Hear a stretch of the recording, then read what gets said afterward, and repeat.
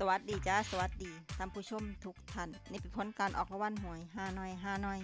VIP ประจำวันที่24พฤษภาคม2569รางวัลเลข2ตัวล่างเลขที่ออก1414รางวัลเลข5ตัวล่างเลขที่ออก30414 30414รางวัลเลข2ตัวบนเลขที่ออก5050รางวัลเลข3ตัวบนเลขที่ออก650รางวัลเลข5ตัวเลขที่ออก82650 82650นี่ก็เป็นผลออกรางวัลหวยฮานอย VIP ประจำวันที่24พฤษภาคม2569ขอให้โชคดีมีชัยถูกหวยฮานอย VIP